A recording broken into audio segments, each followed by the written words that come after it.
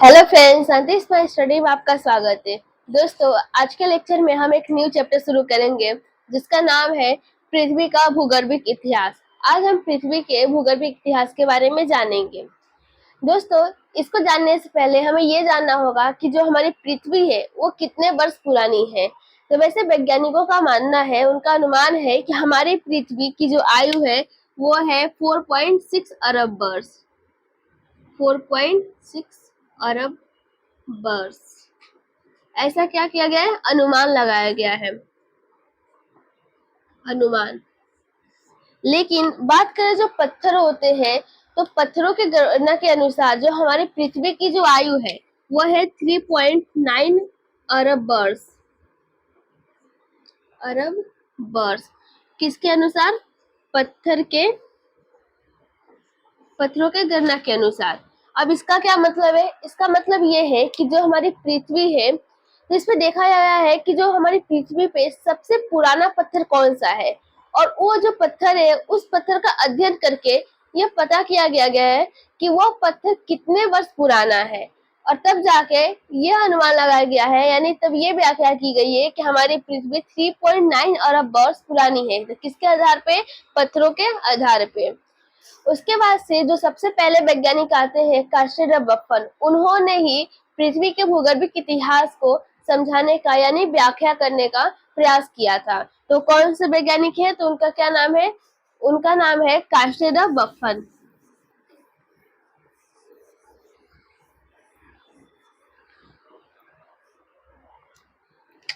कार्स्टेड बफन। कार्स्टेड बफन। दोस्तों, ये एक फ्रांसीसी वैज्ञानिक है। कैसे वैज्ञानिक है? फ्रांसीसी, यानी फ्रांस का वैज्ञानिक है। और दोस्तों, आपने कई बार इनका नाम पृथ्वी की, जब हम पृथ्वी की उत्पत्ति संबंधी सिद्धांत पढ़ रहे थे तो उस समय इनका जिक्र किए थे, तो आप इसका जिक्र कर चुके हैं, यानी कि हम भी कर चुके हैं। तो आज हम ये जानेंगे कि जो कार्स्टेड बफन है, किस प्रकार से इन्होंने पृथ्वी के भूगर्भिक इतिहास की व्याख्या की थी। इसके लिए इन्होंने 3 शब्द दिए थे। 3 शब्द ये थे कि उन्होंने पहला कहा कि कल्प। कौन सा नाम दिया? कल्प, यानी कल्प। यहाँ से हमारी पृथ्वी की इतिहास शुरू होती है। तो पहला क्या है? कल्प है। उसके बाद से क्या आता है? उसके बाद से आता है युग, फिर आता है शक। इसको इंग्लिश में कहा जाता है एरा, इसको कहा जाता है इपोच, एपोच, और इसको क्या कहा जाता है? इसको पीरियड कहा जाता है। दोस्तों, जो कल्प है इसको भी 5 भागों में विभाजित किया गया है। तो कौन कौन से 5 भाग हैं? तो कल्प के 5 भाग हैं।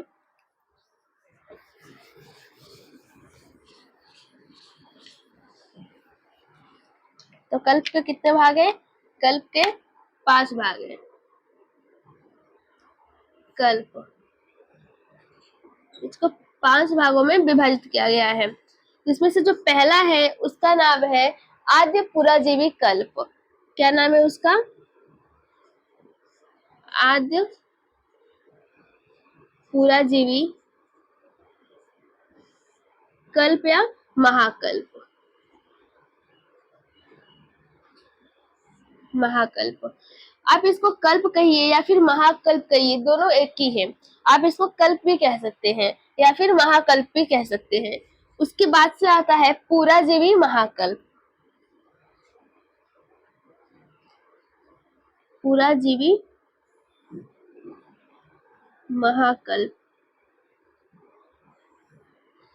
उसके बाद से जो तीसरा नाम आता है उसको बोलते हैं हम लोग मध्यजीवी, मध्यजीवी महाकल्प। उसके बाद से आता है नवजीवी महाकल्प, फिर आता है नूतन जीवी महाकल्प। अब इसका इंग्लिश में भी नाम याद रखिएगा। आद्य पुराजीवी को कहा जाता है प्री पैलियोजोइक पैलियोजोइक एरा। इसको कहा, पूरा जीवी को कहा जाता है, इसको कहा जाता है पैलियोजोइक एरा, पैलियोजोइक एरा। मध्य जीव को क्या कहा जाता है? मध्य जीव को कहा जाता है मेसोजोइक, मेसोजोइक। नवजीव को कहा जाता है सेनोजोइक, सेनोजोइक। और नूतन जीव को कहा जाता है न्यूजोइक, न्यूजोइक एरा। दोस्तों, जो आद्य पुराजीवी महाकल्प है, ये पुराजीवी से भी पहले का समय है। और यहाँ तक जो आद्य पुराजीवी है, यहाँ पर जो हमारा युग है वो भी शुरुआत नहीं हुआ था, यानी कि बहुत पहले का समय। तो जो युग की शुरुआत हुई थी वो हुआ था, युग का शुरुआत पुराजीवी महाकल्प से। तो पुराजीवी महाकल्प से प्रथम युग शुरू हुआ था। इसको हम लोग क्या बोलते हैं? प्रथम युग, प्रथम युग। इसको बोलते हैं मध्यजीवी को द्वितीय युग, द्वितीय युग। इसको तृतीय युग और नूतन जीवी को चतुर्थ युग। तो युग की शुरुआत कहाँ से होती है? तो पुराजीवी से शुरू होती है। तो हम लोग सबसे पहले आदि पुराजीवी महाकल्प के बारे में देख लेते हैं कि इस समय पर क्या क्या परिवर्तन हुए थे, फिर उसके बाद से क्या परिवर्तन हुए, ये सब हम जानेंगे। तो आज के लेक्चर में हम सिर्फ ये देखेंगे कि आदि पुराजीवी महाकल्प में क्या क्या परिवर्तन हुए थे। वैसे मुख्य रूप से आदि पुराजीवी महाकल्प को दो भागों में बांटा गया है।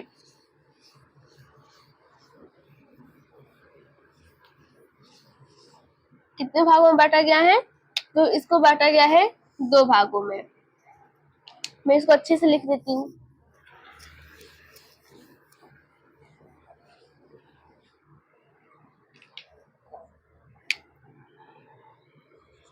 आद्य पुराजीवी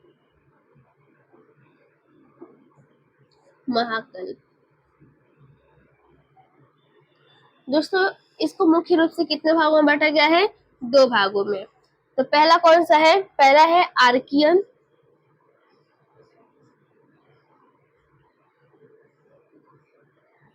पहला को क्या बोलते हैं? आर्कियन बोलते हैं। इसको बोला जाता है pre Cambrian, pre Cambrian, pre Cambrian. फिर हम इसके आगे जाएंगे, आदि पुराजीवी महाकल्प के बाद से पुराजीवी पर जब जाएंगे तो वहां पे शुरू होगा कैम्ब्रियन, क्योंकि ये प्री कैम्ब्रियन है, यानी कैम्ब्रियन से पहले का एरा। दोस्तों, जो आर्कियन है, तो आर्कियन में क्या क्या परिवर्तन हुआ था? तो दोस्तों आप बताओ कि क्या इस समय पे जीवाश्म पाए जाएंगे? तो नहीं पाए जाएंगे। क्यों नहीं पाए जाएंगे? वो इसलिए क्योंकि ये बहुत पहले का समय है, यानी यहाँ पर तो अभी युग का भी शुरुआत नहीं हुआ था।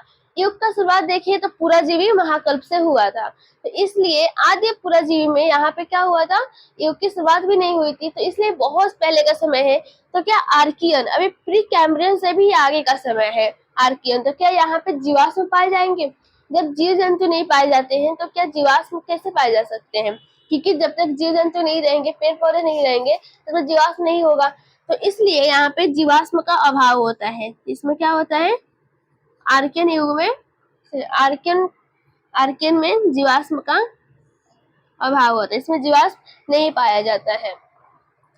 जब इसमें जीवाश्म नहीं पाया जाता है, इसलिए इसको प्राग जैविक कहा जाता है। इसको क्या कहते हैं? प्राग जैविक, प्राग जैविक। इसको इंग्लिश में कहा जाता है एजोइक, एजोइक। इसको प्राग जैविक क्यों कहते हैं? क्योंकि इस युग इस काल में, सॉरी, इस कल्प में जीवाश्म का अभाव था, यानी कि जो सेल थे उसमें जीवाश्म नहीं पाया जाता था, इसलिए इसको प्राग जैविक, इंग्लिश में इसको एजोइक कहा जाता है। तो आर्कियन को हम लोग भी एजोइक के नाम से भी जानते हैं, क्योंकि आप कई सारे बुकों में देखेंगे तो बहुत सारे जो बुक्स होते हैं उसमें इसको आर्कियन को एजोइक भी लिखा होता है। क्यों लिखा होता है? क्योंकि इस कल्प में जो जीवाश्म थे वो नहीं थे। इसको क्या बोला जाता है? एजोइक बोला जाता है। और आर्कियन कल्प में, जो इस कल्प में जो चट्टान थे उसमें ग्रेनाइट और नीस की प्रधानता थी। तो चट्टानों में किसकी प्रधानता थी? चट्टान में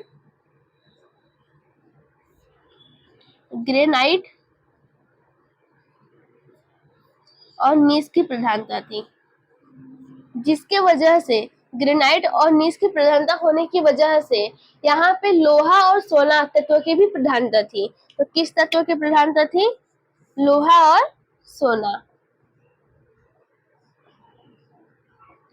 लोहा और सोना की प्रधानता थी। फिर हम आते हैं प्री कैम्ब्रियन में। प्री कैम्ब्रियन में क्या हुआ था कि धीरे धीरे जीव जंतु बनना शुरू हो गए थे, यानी कि यहाँ पे जीव जंतु आ चुके थे। यहाँ पे क्या था, यहाँ पे जीव जंतु नहीं थे लेकिन यहाँ पे आ गए थे। लेकिन उनमें भी एक कमी थी। कमी ये थी कि उन जीव जंतुओं के पास रीढ़ की हड्डी नहीं थी, यानी कि अगर जीव जंतु थे भी तो उसमें रीढ़ की हड्डी नहीं थी। रीढ़ की हड्डी नहीं थी। और दोस्तों, जो ये जीव जंतु थे वो स्थल खंड पे नहीं थे, यानी कि जमीन पे नहीं थे, ये समुद्र में थे। तो ये कहाँ पे थे? ये समुद्र में थे। ये समुद्र में थे।